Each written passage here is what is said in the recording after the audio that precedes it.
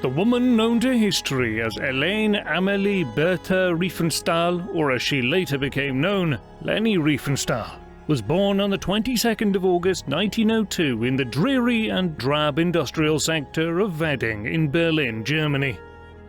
Riefenstahl's father was Alfred Theodor Paul Riefenstahl, born in Brandenburg, Germany in 1878 to Amelie and Gustav Riefenstahl, who worked as a blacksmith. Alfred was tall, blonde and burly, often styling a Kaiser Wilhelm mustache. He described himself as a salesman, but in reality, he was a plumber who had come to Berlin in the pursuit of better economic possibilities. He owned a large heating and ventilation company, installing modern sanitation in the buildings of Berlin. Alfred was quick-tempered, and friends and relatives did not dare to contradict the man as he had the final say on everything.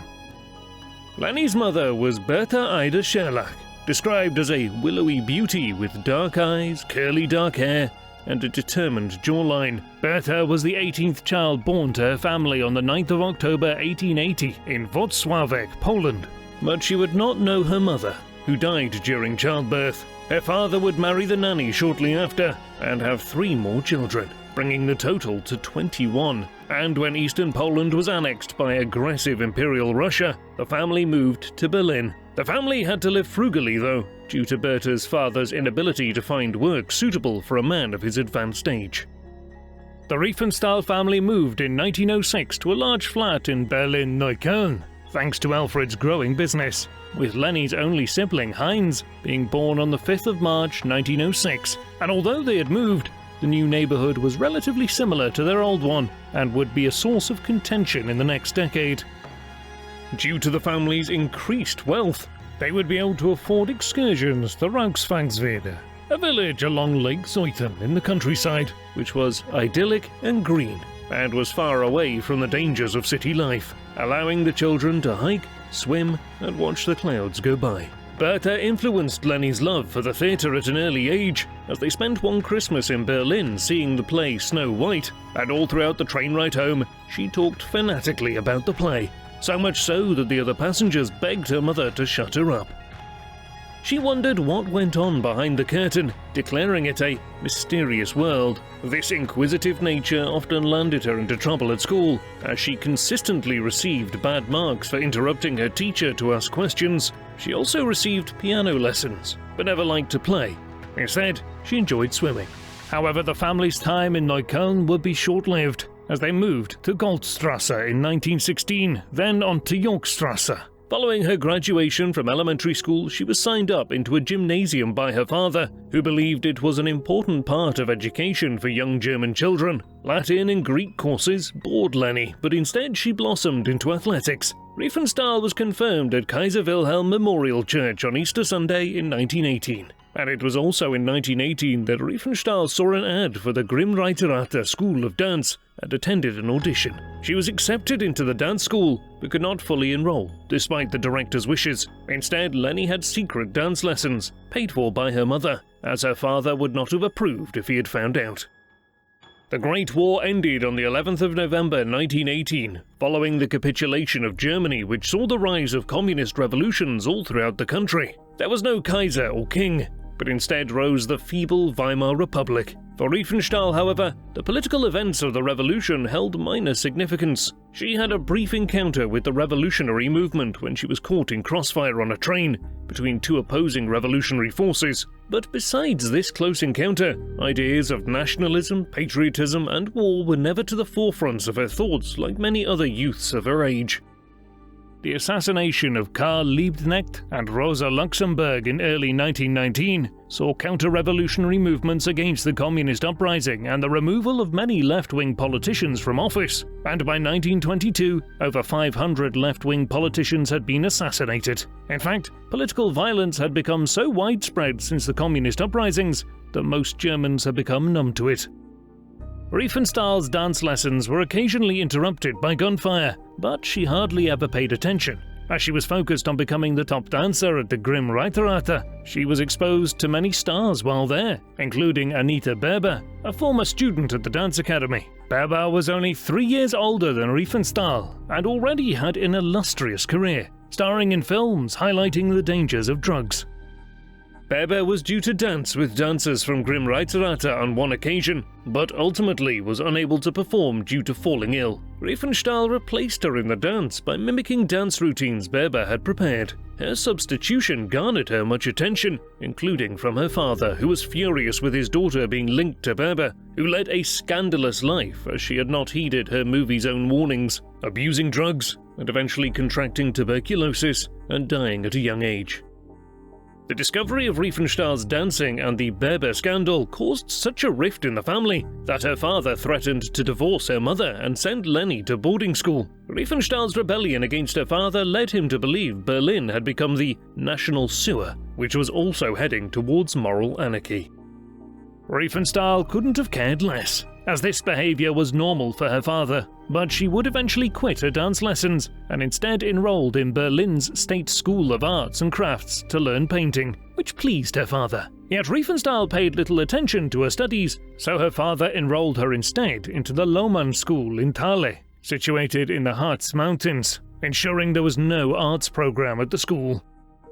Despite her father's attempts to pry her away from the arts, she found a way around it by packing her ballet slippers and practicing with her roommate Hella Gruhl. The two had a lot in common, as both had been sent away by their parents in the hope the countryside would break their children of the desires to take up the stage. Instead, her isolation allowed her to pursue her dream further, as she participated in plays by Goethe and Schiller in the town's outside theatre. And when Riefenstahl turned 19, she returned back to Berlin with the resolve to be completely independent and not depend on others.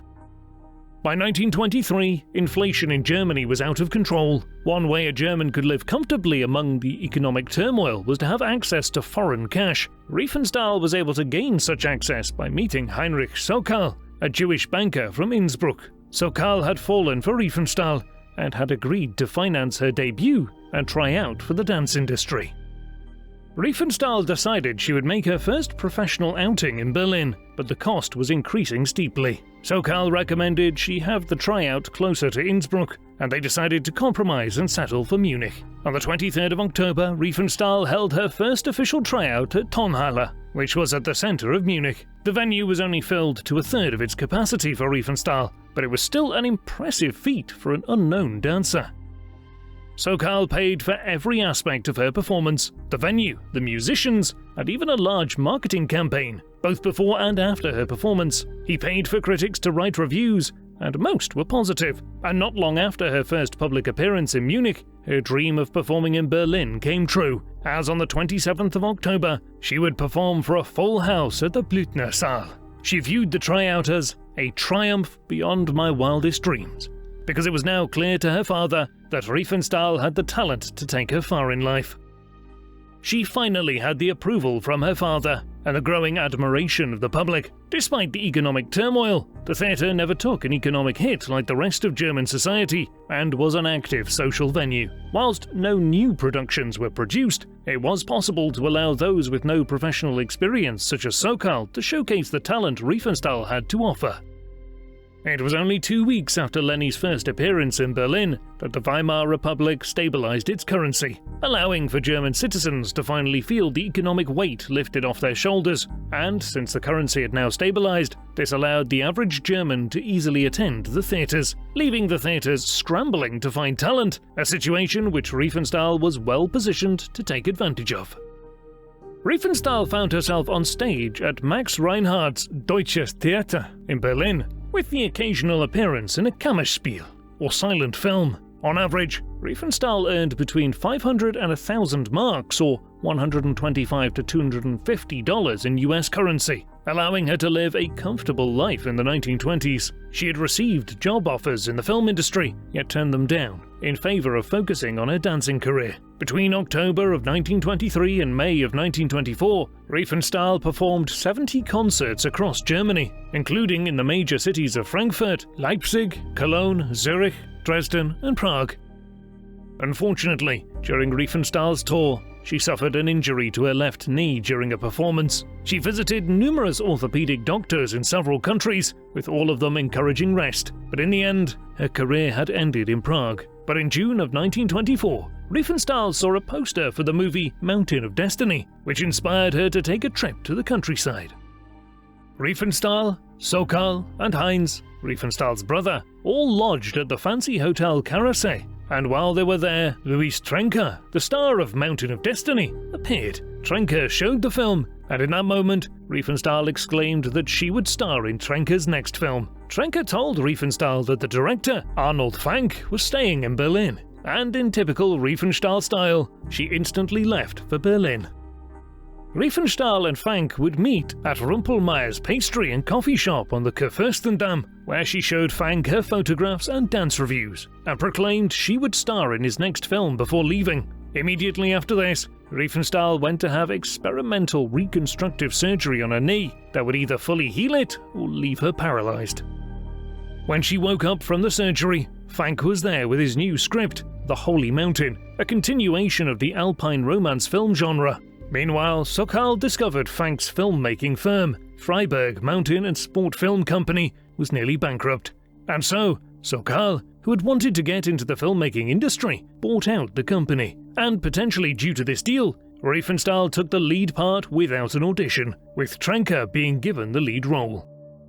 The filming for The Holy Mountain was set for January, and Riefenstahl was relieved to know her surgery was a success. The plot of the film involved a love triangle between Riefenstahl's character, Diotima, and two villager best friends. Diotima is dancing at a luxury resort when the two best friends unknowingly both fall in love with her. Louis Trenker's character, the friend, and Vigo, the skier, fight for Diotima's love. During the climax of the film, the two are dangling from a cliff, attached to one another with a rope. The friend realizes he is unable to save Vigo, and unwilling to break the mountaineer code, the two fall to their death together, leaving Diotima heartbroken.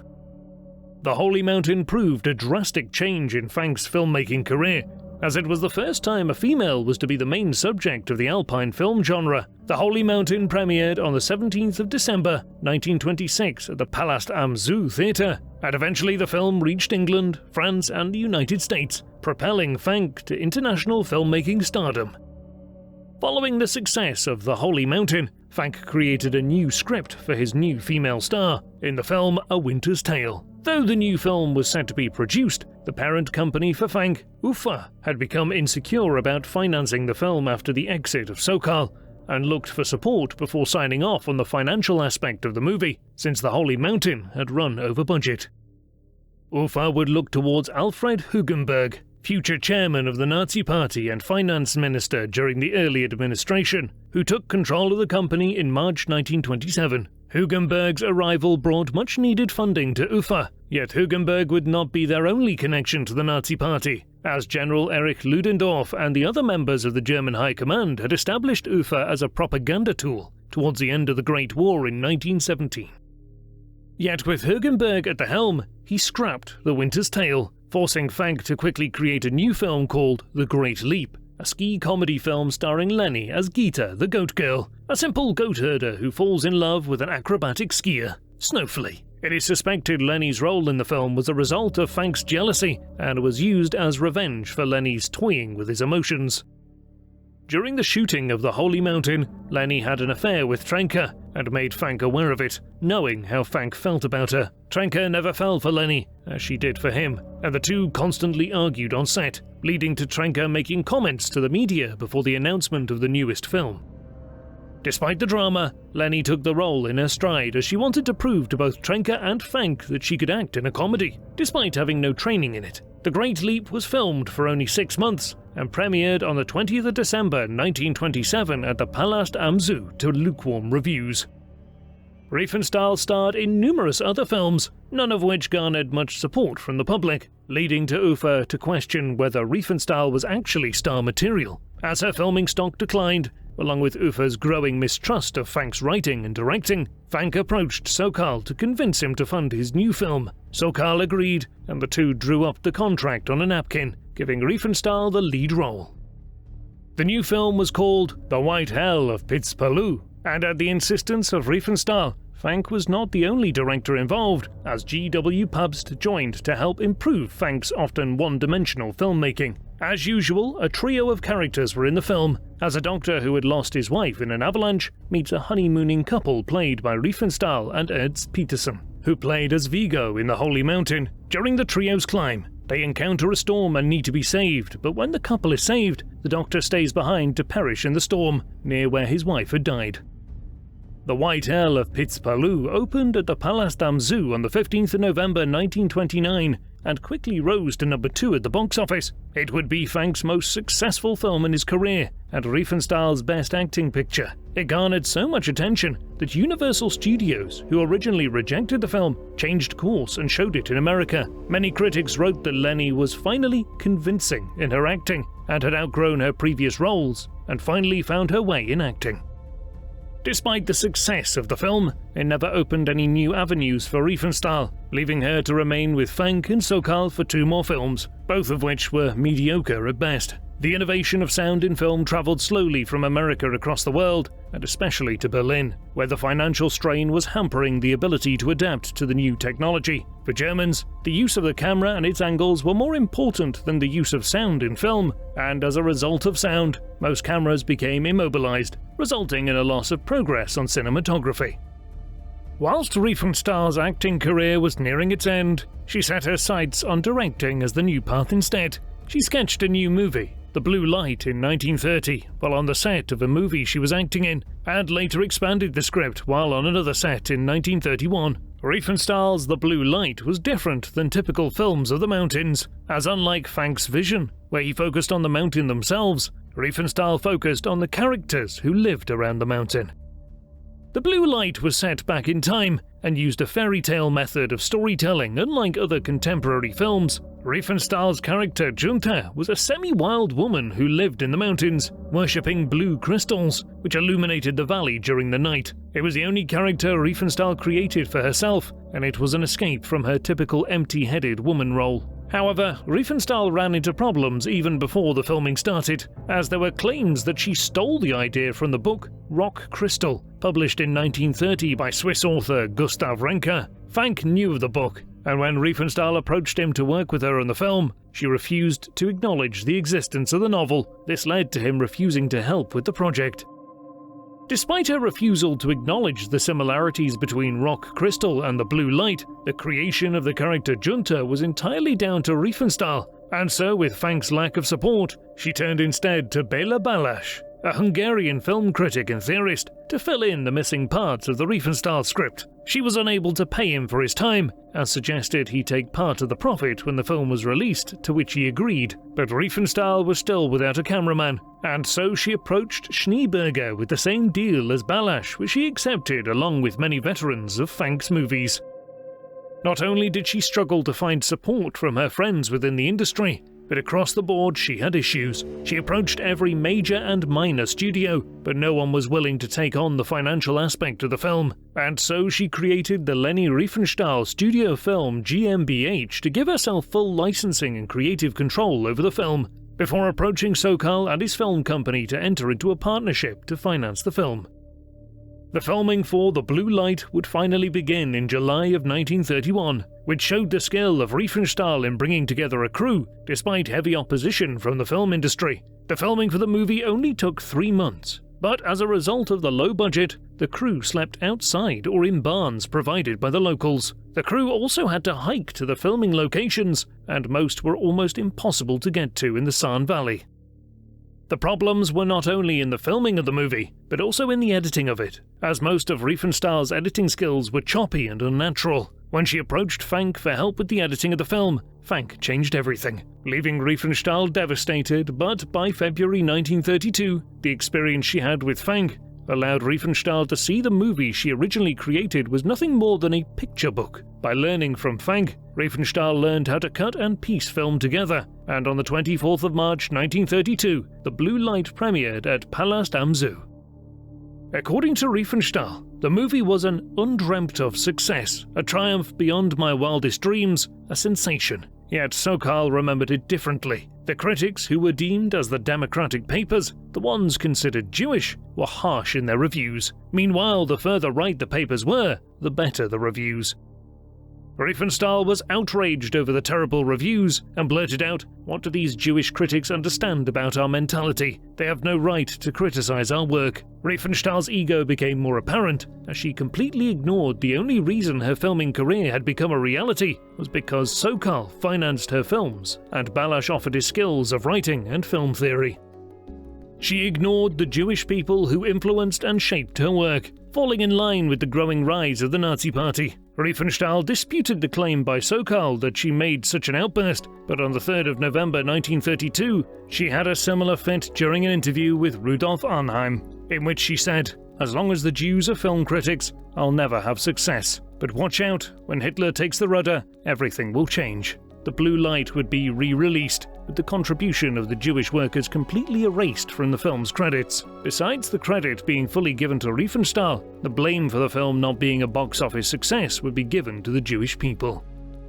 When the Nazi Party was rising in popularity rapidly among the public in 1932, Riefenstahl was still within her own world. She hardly paid attention to the political environment as her entire life had been consumed by the film industry. But despite her busy lifestyle, she did know about Hitler's rise to prominence, as between the filming and premiere of The Blue Light, she attended a Nazi rally in Berlin's Sportpalast.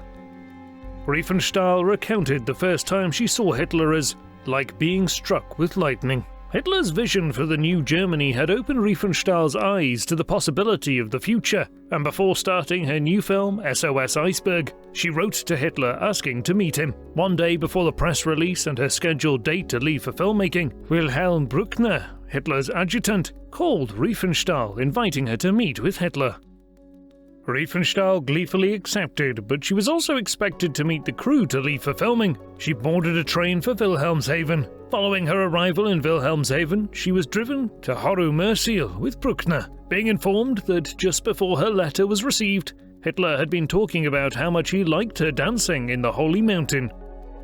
Riefenstahl would go on to describe Hitler as unexpectedly modest, as the two walked along the beach talking about her films, enjoying even The Blue Light. As Riefenstahl recounts, Hitler suddenly stopped and exclaimed that she must make the films when the Nazis come to power. Following their meeting, Hitler ordered a personal plane to fly Riefenstahl to Hamburg in order for her to make it in time to start filming SOS Iceberg. Upon her arrival, she was seen grasping her copy of Mein Kampf and pictures of Hitler, showing her deep admiration for him. During the filming, Riefenstahl's health deteriorated due to a bladder infection, which removed her from filming for some time, but allowed her to keep in constant correspondence with Hitler. And also at this time, Hitler was exploiting new technology with the help of Joseph Goebbels. Using the combination of new communication technology and the ability to fly, allowed Hitler to travel further.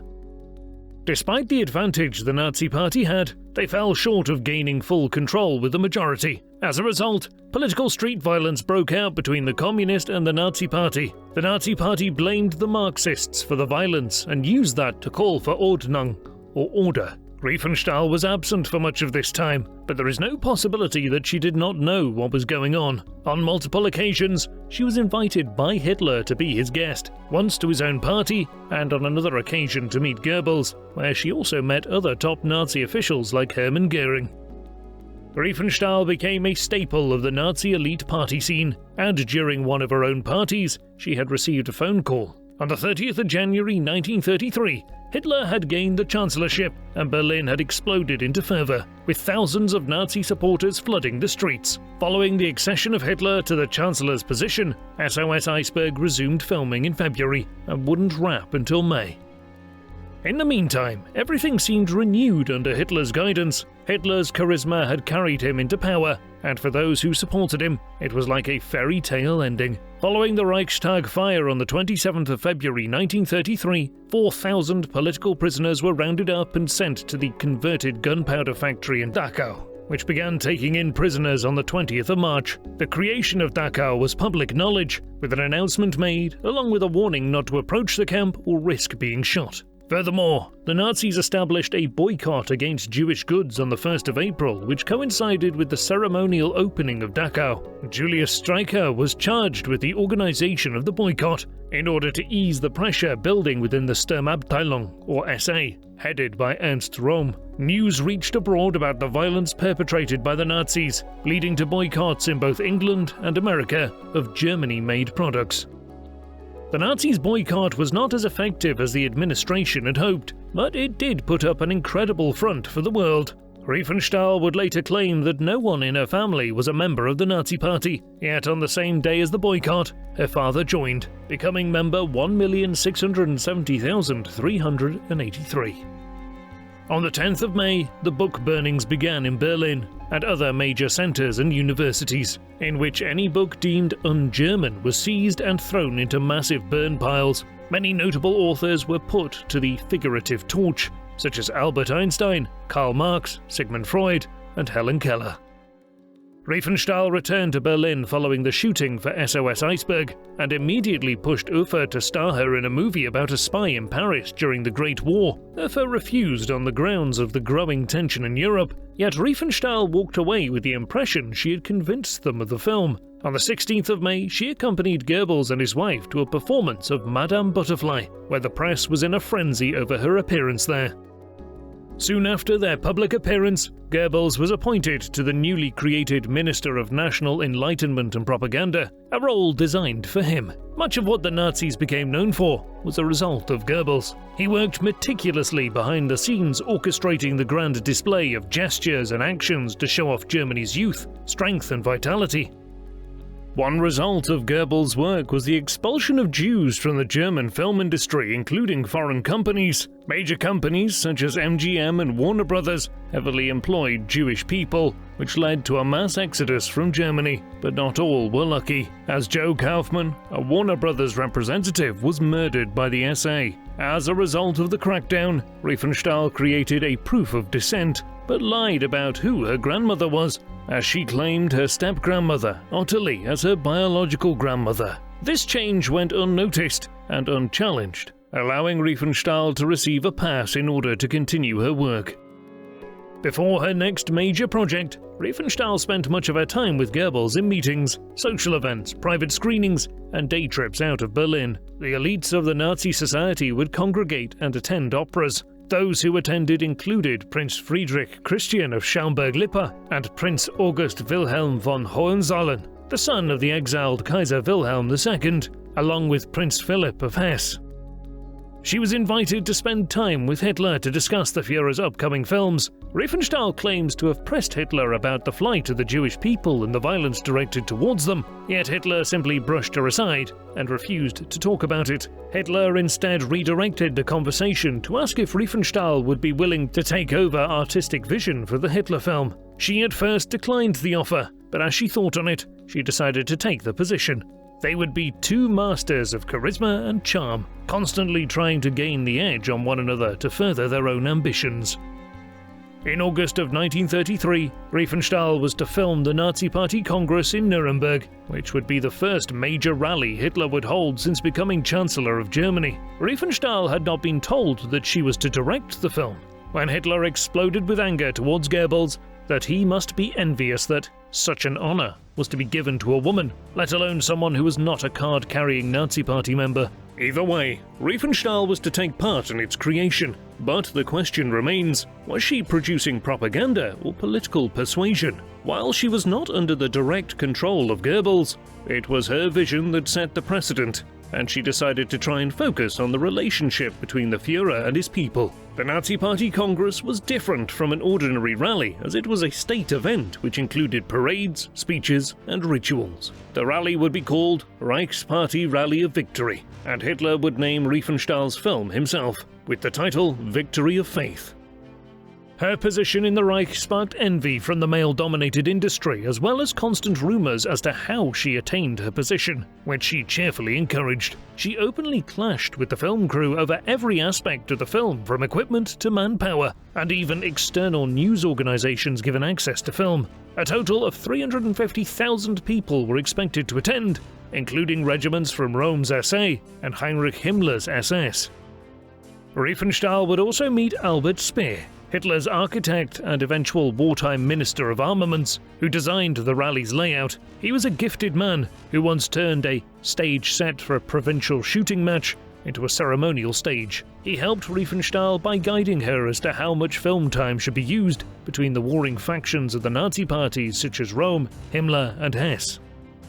Riefenstahl and her team started filming early in the day to film a crucial part of Victory of Faith, depicting the Volk, or German people, preparing the benches that would be used for the rally. Hitler loaned Riefenstahl a plane which allowed her to fly to Berlin to be present during the premiere of SOS Iceberg on the 30th of August 1933. It was during this time that the producer, Paul Kohner, noticed that his name was removed from the credit list due to him being Jewish.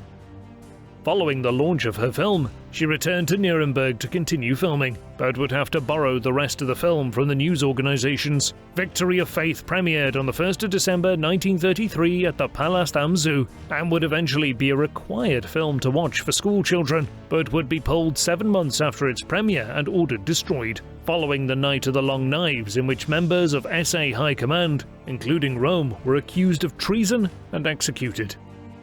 Before Victory of Faith was released to the public, Hitler had already seen the value Riefenstahl brought to the image he was trying to make for the future, and insisted she be given the rights to direct the next rally. Although she had been given this honor, she proclaimed she would not film another event for the party, and that her company would hold the sole copyrights to produce the film, though the latter would eventually fall through. Yet major changes would set a different tone in the new film. Triumph of the Will, the first being the death of Paul von Hindenburg on the 2nd of August, and the second being the purge of the SA. Both of these events would drastically change the public's perception of the Nazi Party, and would play a particular role in helping the public forget about the past and focus on the future. The filming of Triumph of the Will used many of the same angles and events as Victory of Faith, but now with Hitler as the centerpiece, as Röhm had been removed. Triumph of the Will premiered on the 28th of March 1935 at the Palast am Zoo, where she attended with her parents and brother. The crowd swooned over the film and gave glowing reviews, which even included her rival Goebbels. On May Day, Goebbels awarded the film the National Film Prize of 1935 and described it as glowing with artistic passion. Following the filming of Triumph of the Will, the Wehrmacht demanded a film of their own to show their strength, yet they had been strategically left out, as it wasn't until 2 weeks before the premiere of the film that Hitler had renounced the Treaty of Versailles. Riefenstahl set to work on Day of Freedom, in which he filmed military exercises showing off the military might of Germany. While Riefenstahl decided against filming party events, it did not stop her from taking another opportunity, one that would also be used as propaganda: the 1936 Olympics. Protests continued over Germany's treatment of Jews and their removal of Dr. Theodor Lewald from the Olympic Committee due to his Jewish heritage. The backlash they faced resulted in them installing him as an advisor and an honorary Aryan to quell the unrest. The arrival of the Olympics in Berlin renewed the poor treatment of ethnic minorities and the undesirables, as they were guided away from the tourist attractions in the cities, only to be placed in the concentration camps. Any signs used to deter the Jewish people or other ethnic minorities were removed and hidden. Berlin was to be on its best behavior, as the world had its eye on her.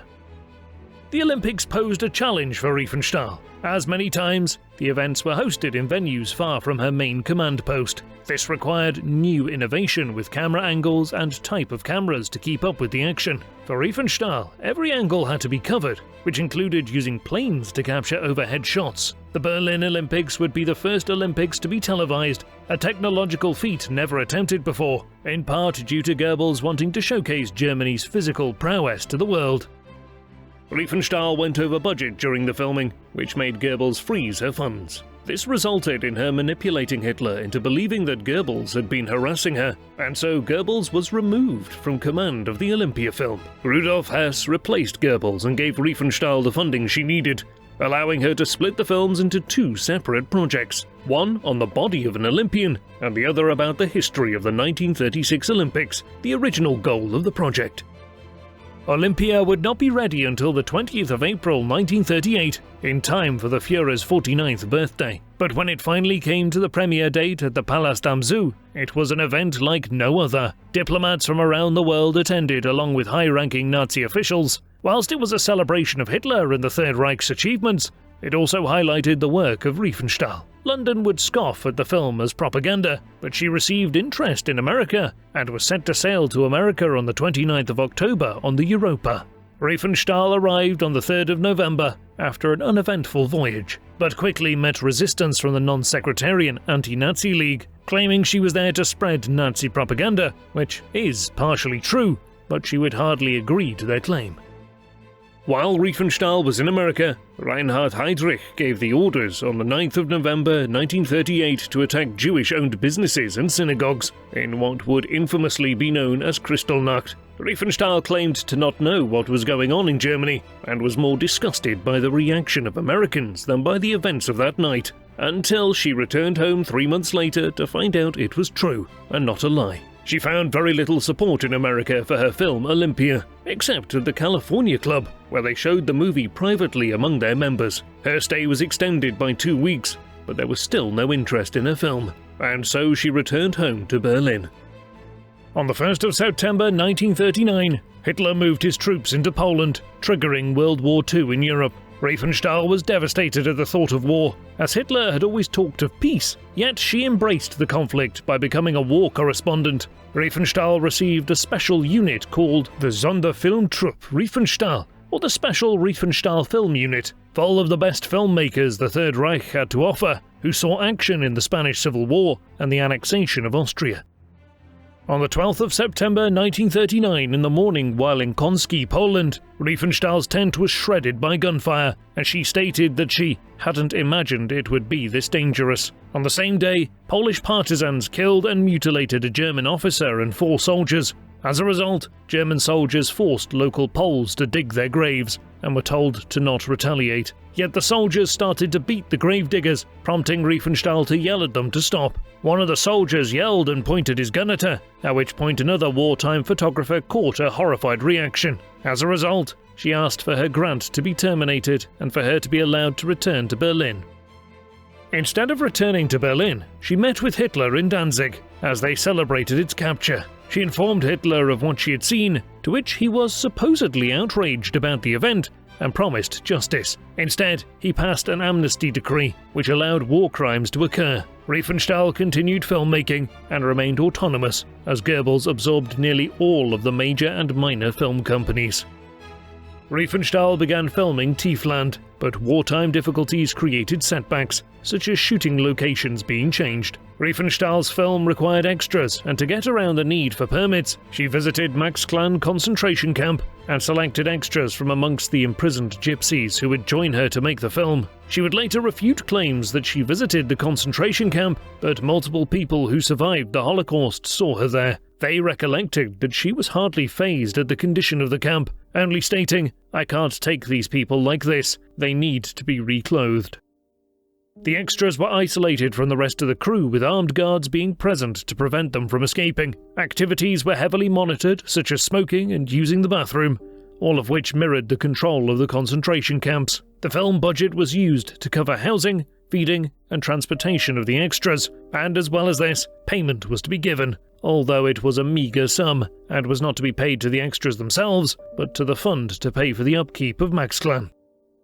In total, 23 gypsies were used in the film, with 15 of them being children, some as young as 3 months old. The shooting location changed on the 27th of April 1942, and Riefenstahl took 68 gypsies from the Marzahn camp. Both of these camps would close in May of 1943, with the extras as well as those who remained being sent to Auschwitz, where only a few survived the ordeal.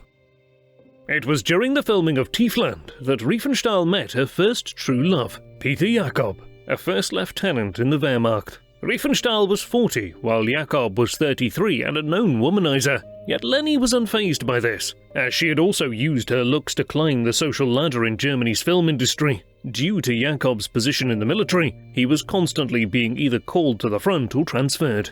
leaving Riefenstahl alone for much of the war. Jakob would be promoted to major before their marriage in the spring of 1944 in the town of Kitzbühel, after which she changed her name to Riefenstahl Jakob, and she also visited Hitler following her marriage, but noticed the toll the war had taken on him. On the 16th of July 1944, Riefenstahl rushed to Berlin when she learned her father had died of heart failure. The funeral was arranged for the 20th of July 1944, and Speer promised to be in attendance. During the funeral, Speer was rushed away, as at 12:42 p.m. a bomb had gone off in the Wolf's lair at Hitler's military headquarters. The coup had been planned by Colonel Klaus von Stauffenberg and other officers, but Hitler survived, and the traitors were executed.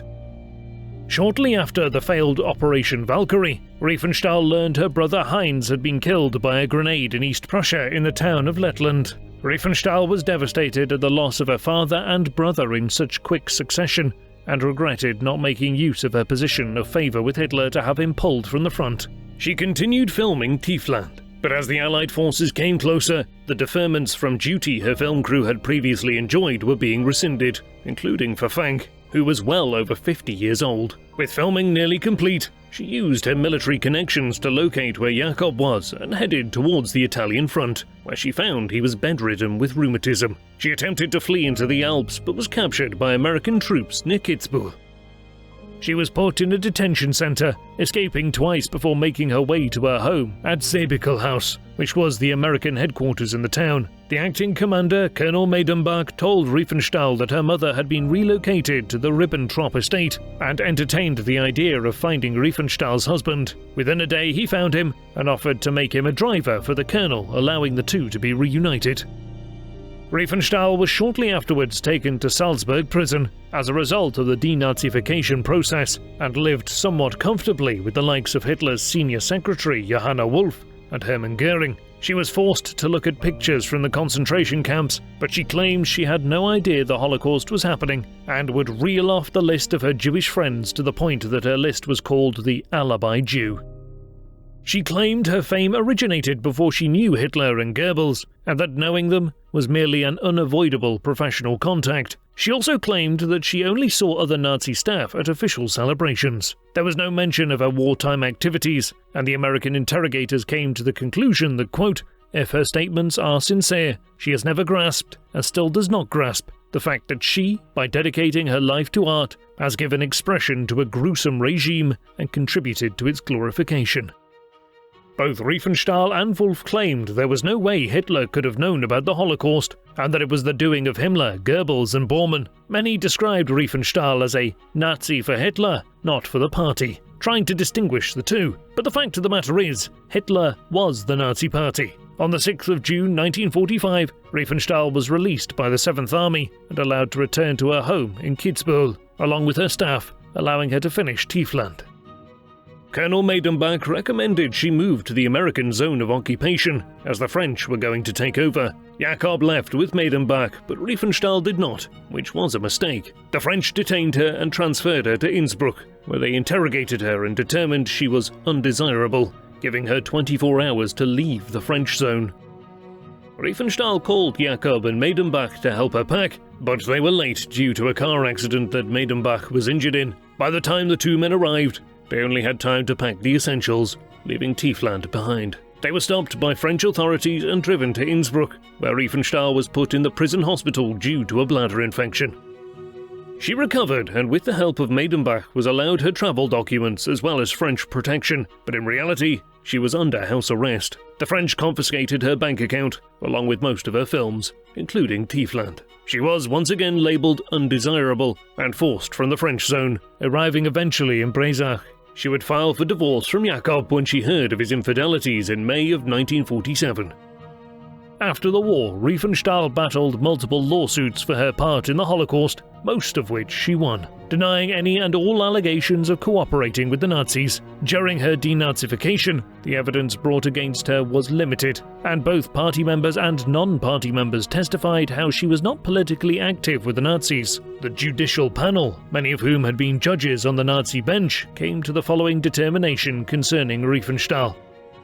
She made documentaries, not propaganda. She was coerced by Hitler into making Triumph of the Will. She was not responsible for uses the party made of her work. Olympia was an international project that had nothing to do with the party. She had many Jewish friends but no party associations beyond the professional, and she did not require her employees to greet her with the Hitler salute.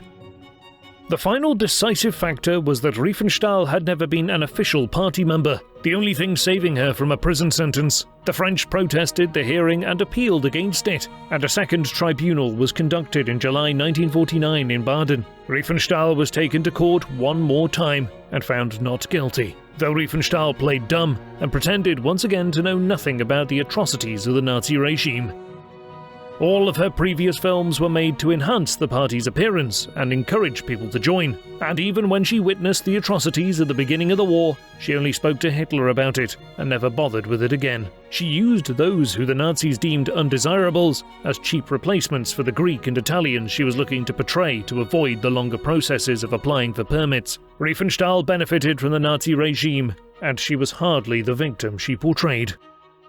Many of Riefenstahl's works were banned in post-war Germany, as imagery of the swastika was banned. She attempted to get back into filmmaking with little success. The only film left for her was Tiefland, but it was tied up in a mess of a court case, as the authorities had to determine who owned the film, which was seized by the French on Austrian soil. Riefenstahl filed a claim with the Bavarian Restitution Office and asserted that the film was hers, and no Nazi finances were used. The Austrians released the film to Riefenstahl in early 1953, but she soon discovered 4 film reels missing, and despite her searching, she failed to find them. Tiefland premiered in Stuttgart on the 11th of February 1954 with mixed reviews. The Association of Survivors of Concentration Camps decided to boycott the film for its use of slave labor. In 1962, Riefenstahl went to Africa as part of the Nansen expedition to Khartoum in Sudan to record the Nuba people and how progress would affect their way of life. For Riefenstahl, it was about exploring the human body along with the rituals of tribal dancing, wrestling, body tattoos, and funerals. Though Riefenstahl's methods were deemed intrusive, which resulted in slight hostility, Riefenstahl eventually learned enough of the language to speak with the Nuba people. She would go on to publish a photography book about the Nuba people in 1974 and travelled between Germany and Sudan for nearly 30 years. When the Second Sudanese Civil War broke out in 2000, Riefenstahl went to find out the fate of her Nuba friends, but her helicopter crashed, although she miraculously survived the ordeal. Riefenstahl celebrated her 101st birthday on the 22nd of August 2003 on Lake Starnberg in Bavaria, yet shortly after this she fell ill. Having already been battling cancer, Riefenstahl died at 10 p.m. on the 8th of September 2003 in her home at Peking, Germany. Her death inspired mixed emotions, as those who survived the Holocaust still saw her as the woman who got away. Riefenstahl pioneered many artistic film techniques. One of her most well-known was making the viewer feel as though they were physically inside the subject's mind, making connections by focusing on the eyes of the subject before switching to the people being addressed. Despite these accomplishments, however, she was manipulative, selfish, and unapologetic. This manipulative behavior allowed her to profit from the Holocaust, and when Germany was finally defeated, she manipulated the people who put her on trial to allow her to get away. What do you think of Leni Riefenstahl? Was she an artist who was held hostage by the Nazi Party, or was she complicit in the Third Reich's propaganda regime, having produced some of its most iconic films? Please let us know in the comments section. And in the meantime, thank you very much for watching.